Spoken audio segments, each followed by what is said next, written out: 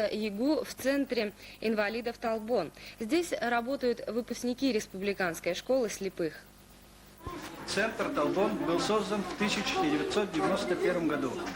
Основная цель – это социальная реабилитация инвалидов, создание рабочих мест. С 1995 года мы приступили к изданию учебников по системе Брайля точечно-рельефным шрифтом для незрячих школьников нашей республики. Но до сих пор ни одного учебника не проплачено, хотя нынче вышел закон об инвалидах. Статья 10, пункт 2, который гласит, те предприятия, организации, которые подготавливают такие учебники, финансируются из республиканского бюджета. В этом году в нашей родной школе будет 60 лет. В этот юбилейный год мы хотели бы, чтобы наше правительство, наш мэр, наш президент обратили внимание на наших детей. Дети живут в очень тяжелых условиях. Когда мы жили в 60-х, учились в 60-х годах в нашей школе, нам говорили, что мы окончим школу в каменном здании. Но до сих пор ребятишки ютятся в очень тяжелых условиях. Мы просим, чтобы все-таки республика построила для наших ребятишек школу в каменном типовом. В всех информациях радио и телевидения нашей республики стало мелькать сообщение о жизни республиканской школы для слепых детей и для слабовидящих. И это повторение, эти части информации совсем не случайны. Дело в том, что 4 декабря исполняется 60 лет этому славному учебному заведению. Как-то мы не часто задумываемся над тем, как живут, работают, учатся те, кто по печальному стечению обстоятельств зовется инвалидом по зрению. А надо бы, ведь в обществе должны быть равные условия для всех. Увы, такого не скажешь, заглянув в республиканскую школу-интернат для слепых и слабовидящих детей. Несмотря на то, что школа справляет свой 60-летний юбилей, проблем здесь, пожалуй, больше, чем в остальных других школах города Якутска. По крайней мере, что касается материально-технической базы. Об этом говорили и педагоги. Самая главная проблема вот строительства школы-интерната. Вот 34-й год работаю, и я так и не дождалась. И мне жалко детей, которые вот, в таких условиях учатся. Я бы очень хотела, чтобы у них была большая светлая школа. Об улучшении условий говорили и в своих предпраздничных мечтах и ученики. Все хороший спортзал был, все хорошие, всякие тренажеры, хорошие оборудование. А у вас спортзал маленький? Маленький. И оборудование все старенькое? Не так, что в прошлом году или когда привезли тренажеры, так не совсем много, несколько штук. Степа, а ты бы о чем мечтала, чтобы у вас что появилось? Вот был бы волшебник и сказал, вот в день юбилея 60-летия школы я вам сделаю то-то и то-то. А что бы ты хотел? Чтобы этот новый интернат построили. А сваи вот видно из окна, да? Построили новый интернат. Леня, а ты бы о чем мечтал? Тоже как интернат построили и новую школу, наверное.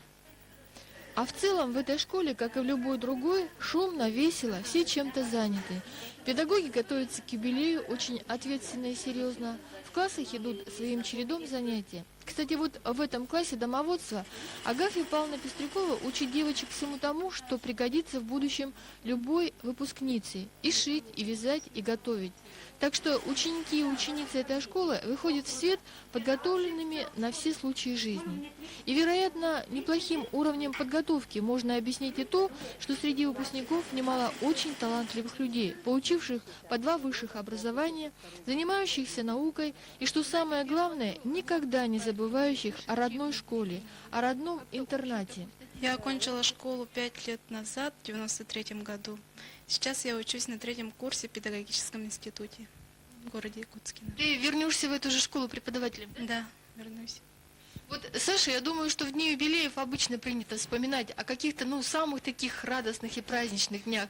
Если вспомнить дни, которые ты провел в этой школе, может быть, самые лучшие, самые приятные воспоминания какие?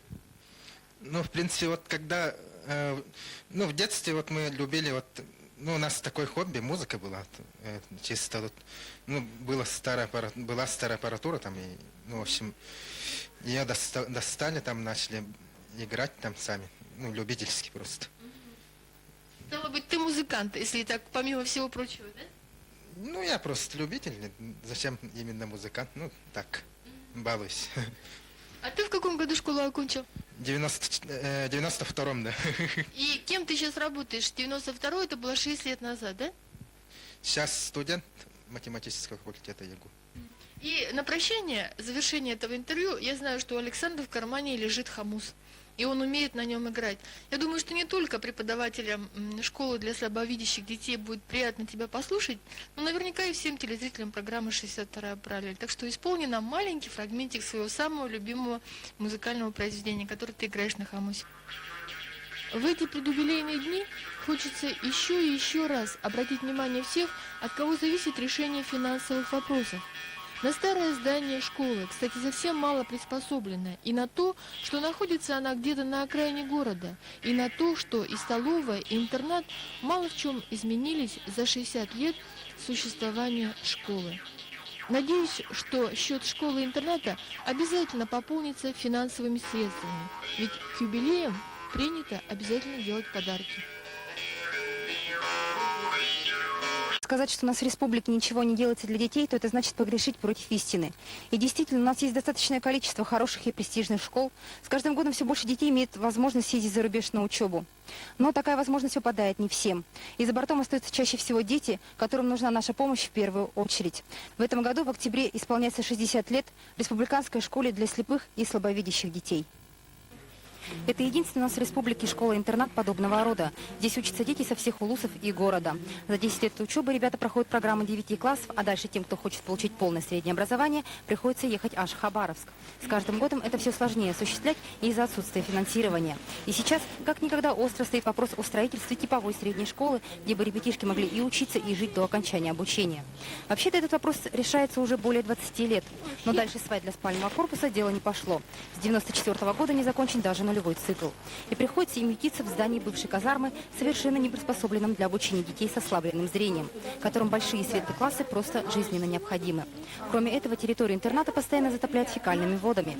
И от этого ужасный запах в спальном корпусе и масса других неудобств. А ведь когда-то в свое время эта школа была включена в программу президента «Дети Саха-Азия». Но, видимо, дальше этого никто не пошел. Раньше я, как и все, видела, училась в массовой школе, где учатся все дети. Читала книги тоже такие зрячие.